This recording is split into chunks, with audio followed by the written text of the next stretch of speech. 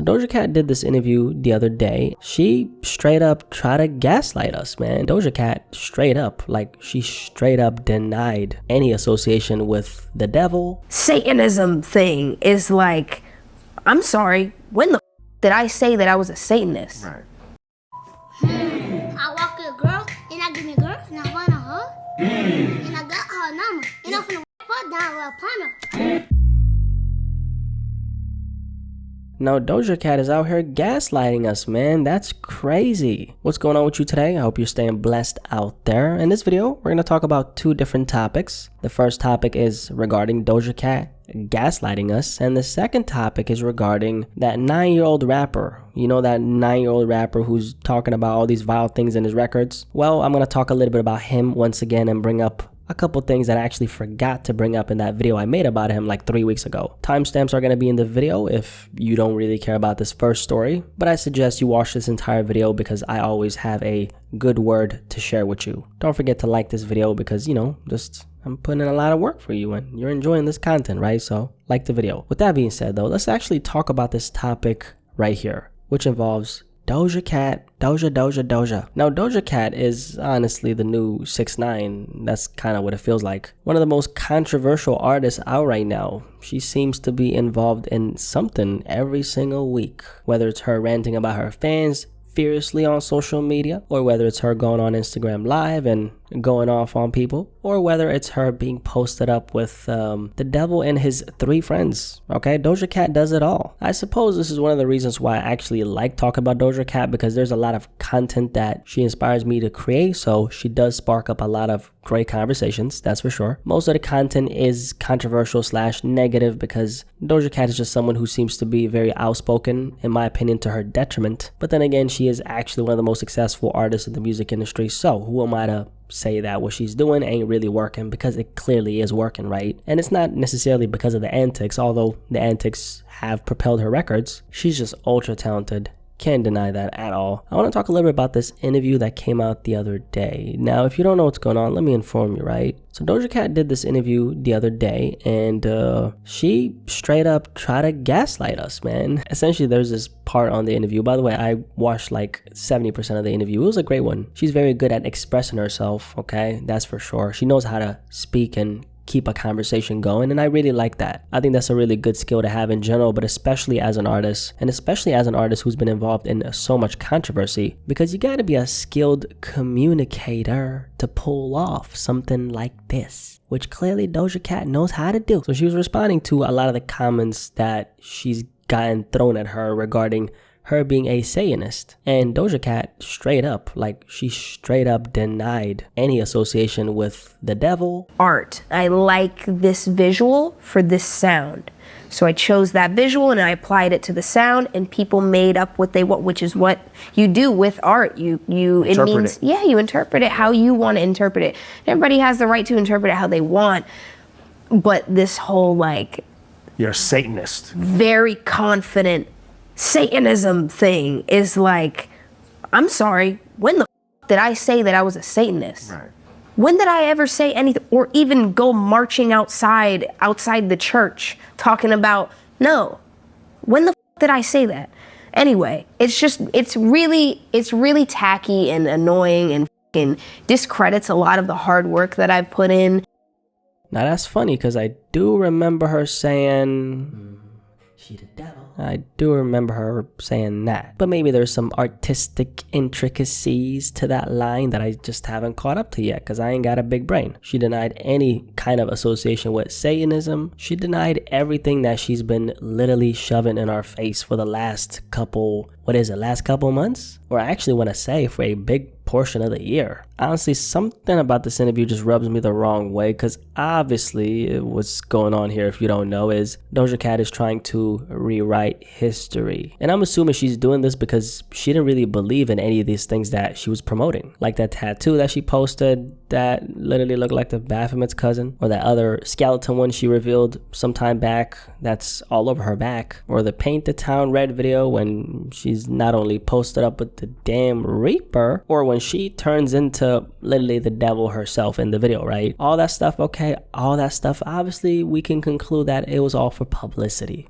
Of course it was. And here's the thing, I'm not gonna sit here and debate whether she is a Satanist or not. I don't even know, because I don't really know what Doja Cat does in her private time. But what Doja Cat has publicized is a bunch of images, visuals, captions, and also, this is important too, a bunch of energy that's directly connected to that. She did all this for publicity and it ended up working. But the thing I don't understand is, how can she now go on record trying to rewrite history and trying to gaslight us into believing that none of that happened? Because it did happen. I mean, there's literally proof. I made videos on that. I mean, we were all watching this go down right in front of our eyes. Personally, what I think she's specifically doing is, I think she's just really trying to move into like a different era in her career now. And I think all those antics that she pulled, they're not really going to serve her in this next phase of her career. And so it doesn't really make sense for her to acknowledge all that, even if it was real, even if we've seen it, even if she knows that she did it. It doesn't make sense because she's obviously trying to go in a different direction in her career. Personally, I think she's still going to be the controversy queen, but certain things I don't think she wants that attached to what she's going to do next. Obviously, this is Doja Cat's world and we're all living in it, right? Not, but you get what I'm saying. That's kind of the energy I'm getting from Doja Cat here. I think she's, honestly straight up gaslighting us and trying to rewrite history because she's trying to move into this new phase in her career. I don't know what that's going to look like though, especially since Doja Cat seems to, at least, I don't know her personally, I'm just saying she seems to have a very complicated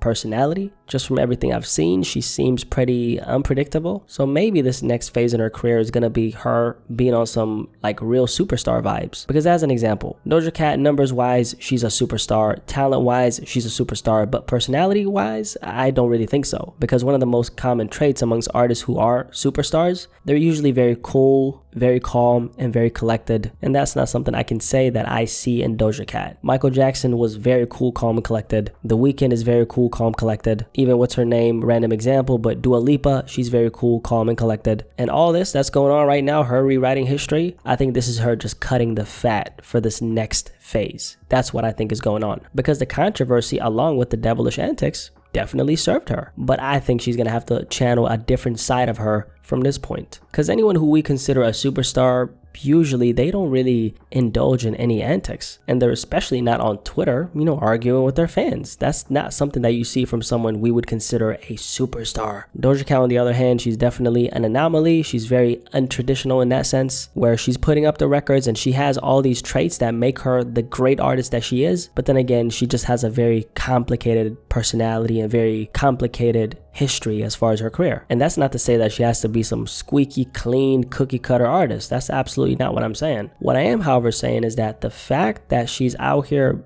saying this tells me that she's trying to be on something completely different going forward. And let's also acknowledge the fact that there's nobody who's going to stop her, because all the people who've been screaming at Doja Cat never really liked her to begin with. So from her perspective, she's probably like, I ain't even gonna acknowledge all that, because why would I give them the ammo so they could hate on me more than they already do now? It's honestly genius what she's doing, because everything is on the record, but Doja's acting like it's not on the record. And that's obviously going to create a very negative response, which leads to more controversy, which leads to more press, which leads to more media, and here I am talking about it. That being said, the fact is, Doja Cat portrayed herself as one thing, and now she's completely denying that she portrayed herself as that thing, which is someone who's kind of in love with the devil. Like that's what she did. I would love if she at least acknowledged that, but she doesn't have to do it, because again, who gonna stop her? She's writing the narrative exactly how she wants it to be written, and that's actually gaslighting 101 for anyone who doesn't know. Denying that an event took place even if there's evidence to prove it. Now, Doja Cat denying her devilish antics aside, let's talk about this 9-year-old rapper right here. So you guys know I've actually covered this he's a little kid right here. He goes by the name of Lil RT, and he started blowing up around 2 months ago after a song of his started going viral on social media. The song is called 60 Miles, and he's talking about doing 60 on a freeway and doing some other stuff as well, like using a gun to take out other human beings, i.e. murder. If she ain't sucking Lil Bib, you can get the F up out my 100 rounds, hit him with the Glock, take a fucker down, 100 round, we hitting that kill, we gonna take him down, 12 get behind me, we're gonna do 60 fucking miles. Like, this kid is not even tall enough to reach the damn steering wheel, so I don't even know how he could actually follow through with doing 60 miles on a freeway. Like, he would actually have to see the road for that to happen. But anyway, this little guy right here, he's getting glorified in the culture right now, guys. Like, there's people, like grown-ass men, standing behind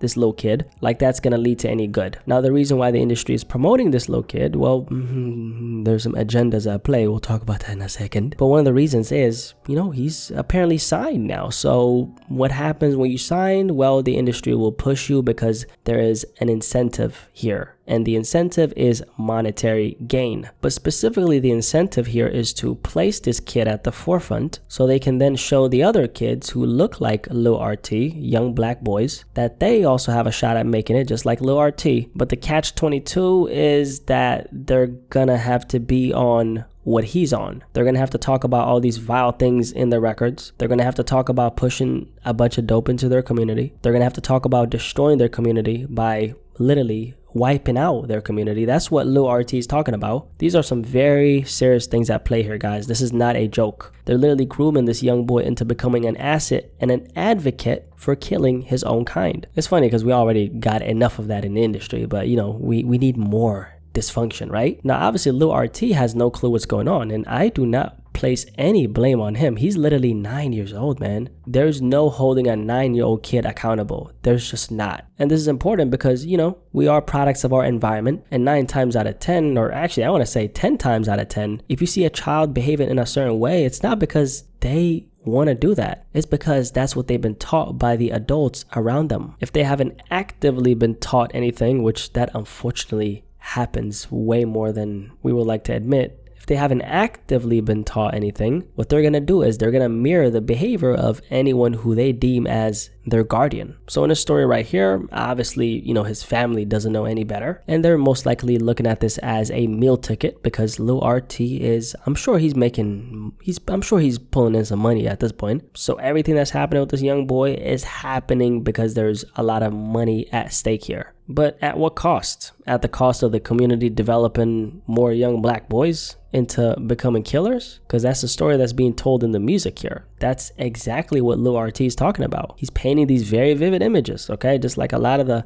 grown dudes in the industry of him killing his own kind. And subconsciously, you know, the kind of vibration this sends out to the culture is that this right here is what it takes to be in the position that this 9-year-old kid is currently in. So there's gonna be so many more, like so many more young kids who go down in this direction of jumping on these records and talking about all these things that eventually just leads to death. I mean, just look at the New York drill scene. That's all they're talking about. And it's sad because a lot of these kids can actually, okay, they actually have the power to channel all that negativity into something that's positive. But first of all, that doesn't sell, so they don't even have an incentive to. Second of all, if they do it, well, honestly, and this is, I guess, like a point that I'll give them, it's not really true to who they are because they didn't grow up in a positive environment. However, you can always spin curses into blessings. You can always tell a story of, I grew up this way, but this is what I'm on now. And you can tell a story that's kind of triumphant, a story that's actually going to speak life into your community. As an artist, you don't have to resort to the negativity. That's a choice that you are consciously making. And unfortunately, when it comes to hip hop, we're talking about kids right now. So a lot of these kids just don't know any better. They don't really have any role models. Their role model is the dude on a block who's slanging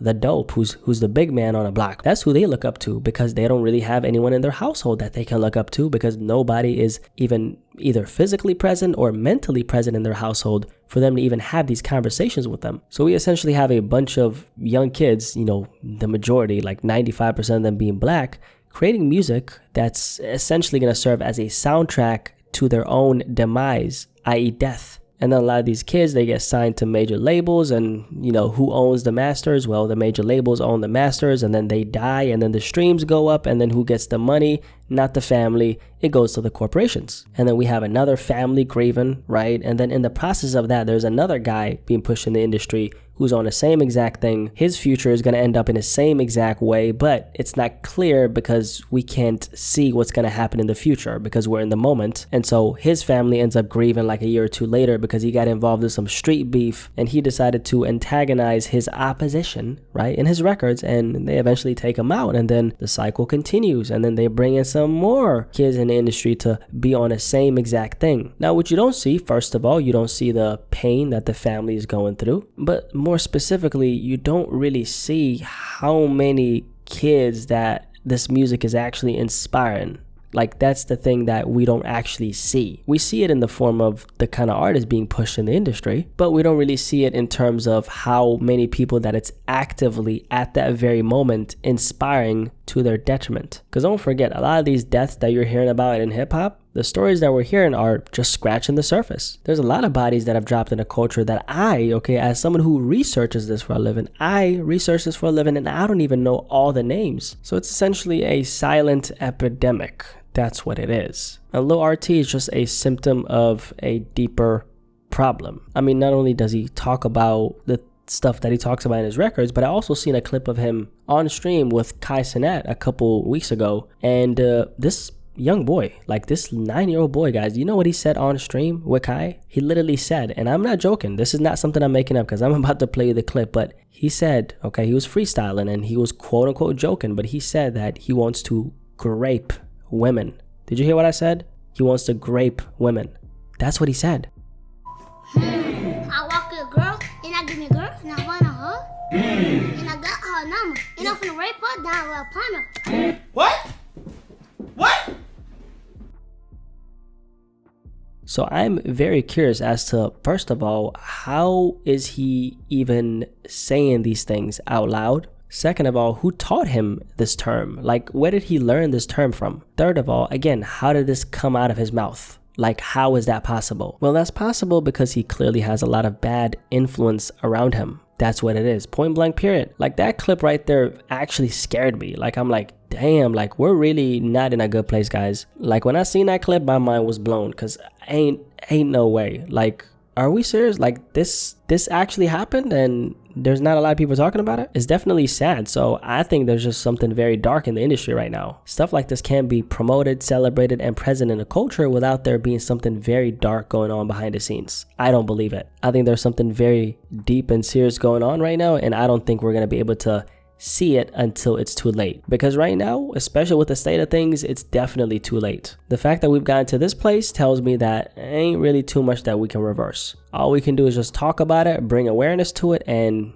hope for the best. I hope this young boy actually makes it to his teenage years, because there's a lot of boys who look like him who weren't famous, who weren't talking about all these things, who unfortunately didn't make it to their teenage years. This is how low things have gotten in the industry now, and that's honestly pretty sad. But at the end of the day too, money makes the world go round. And when money sneaks its way into the equation, well, that's when morals go out the window. Anyway, there you have the video. Can you do me a favor and like this video before you leave it, because I'm sure you enjoyed it if you made it this far. What you guys think about this Doja Cat topic? Curious to hear what you have to say about that, and also what you think about Lil RT, the 9-year-old rapper who is going viral right now, and he's getting bigger by the day. Curious to hear what you have to say. Definitely let me know in the comment section below, and I'll catch you on the next one.